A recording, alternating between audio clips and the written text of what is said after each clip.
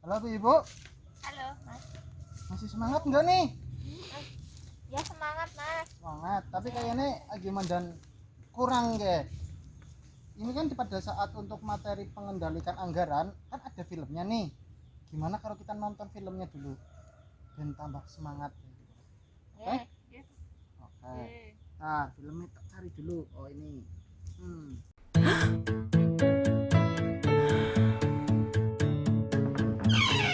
Bu Lili, jangan lupa besok datang ya. Akan ada pelatihan mengelola keuangan. Di pertemuan bulanan kami diajarkan menghitung pendapatan dan pengeluaran rumah tangga per bulan. Setelah mengisi buku latihan, saya baru sadar bahwa pengeluaran keluarga saya jauh lebih besar daripada pendapatan. Berarti saya harus mengurangi pengeluaran keluarga. Saya harus memilah mana pengeluaran yang merupakan kebutuhan dan mana yang merupakan keinginan. Keinginan harus dibatasi supaya pengeluaran kita berkurang hingga jumlahnya seimbang dengan jumlah pendapatan. Pengeluaran yang berimbang inilah yang menjadi rencana anggaran bulanan keluarga saya. Untuk apa amplop-amplop ini, Bu? Amplop-amplop ini akan membantu kita mengendalikan pengeluaran keluarga, Pak. Jadi, upah yang kita terima, Ibu satukan.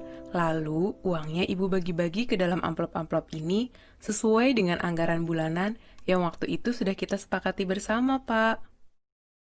Uang yang sudah Ibu masukkan ke amplop listrik, ya harus dipakai untuk bayar listrik saja. Tidak boleh dipakai untuk kebutuhan lainnya. Jadi, semua pengeluaran kita terkendali, Pak.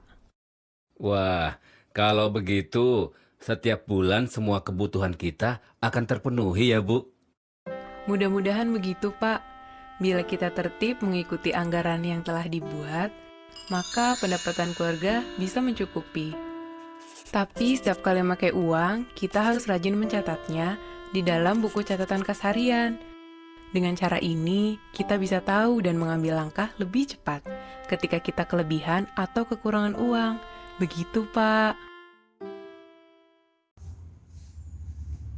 Ya, videonya udah selesai. Ya Ibu-ibu, untuk atas video yang udah diputar, apa yang bisa diambil hikmahnya Bu, atau apa bisa diambil apa ya buat materinya tadi dari video yang udah diputar? Mungkin Bu Hafi? Itu Pak, apa? Dados net pun oleh pendapatan saking niku bojone di amplop-amplop Pak. Amplop-amplopan. Nggih, Kalau Bu Ita dibagi niku dibagi-bagi. maksud dibagi iki sing nggih kebutuhan iki sementen nggih nabung nggih tumbas susu nggih listrik sementen dipisah-pisah. Oh, berarti dibagi Nggih. sesuai kebutuhan sehari-hari lah nggih. Nggih. Nah, memang kalau sesuai dengan apa ya, sesuai dengan sesuai dengan film yang sudah diputar di sini kan, untuk keluarga Bu Lili kan tadi kan kita juga sama-sama tahu bahwa ada apa ya, permasalahan mengenai harga apa, kesenjangan antara pendapatan dan pengeluarannya ya Bu. Jadi di sini kan Bu Lili mendapat materi untuk ada dua cara untuk apa, mengatur uangnya dengan cara metode apa tadi Bu? Salah satunya amplop sama kas harian. Nah, kalau yang amplop itu Ibu udah tahu belum kira-kira yang harusnya yang buat seperti apa dan kas harian seperti apa? nggih nek amplop kados wau niku nggih listrik. Listrik harus itu. Oh, jadi untuk penggunaan sistem amplop itu sebenarnya lebih disarankan untuk bagi yang sudah memiliki pendapatan rutin setiap bulan gitu loh Bu. Jadi kan kalau didapat pendapatan rutin ini gajian asli niku lah nggih. Nah, kan sudah pasti bulan depan saya mau beli sabun, beli apa, di amplop-amplopkan lah. Nanti kan kita biar misalkan buat beli sabun ya kayak ambilnya amplop yang isi sabun kan, seperti yang buat sabun itu ya Bu. Bukan amplopnya diisi sabun Ibu, itu diisi uang buat beli sabun. Nah, sedangkan untuk yang mau catatan kas harian itu lebih tepatnya itu buat untuk yang pendapatan itu mungkin sistemnya harian atau nggak menentu. Jadi kan kita buat catatan hari ini dapat uang berapa, buat beli apa, biar nggak minus Bu. Kalau minus nanti isinya cuma hutang ke toko, bukan mempermudah tapi malah mempersulit. Nah, Jadi kurang lebih seperti kira-kira itu bisa diterapkan nggak Bu nanti di rumah Bu? Seperti itu. Nggih, saged. Tapi Pak. bisa nggak Bu kira-kira? Lah niku, kadang niku Pak iji-iji kan kondangan. Ya. Nah, seperti itu ya Bu. Tapi bisa lah. Tadi kan kalau ada catatan itu kan bisa diantisipasikan seperti itu. Nah, jadi kalau kita cuma sekedar memahami teori seperti itu kan apa sih gampang Bu, tinggal uangnya ditaruh itu kan selesai gitu Ibu. Nah ya kalau pas harian kan nanti kita harus buat catatan kan seperti itu. Nah nanti kita bisa buka di buku cerita lembar ceritanya itu yang ada di buku pintarnya itu ada contoh cerita untuk cara menghitung untuk kas harian.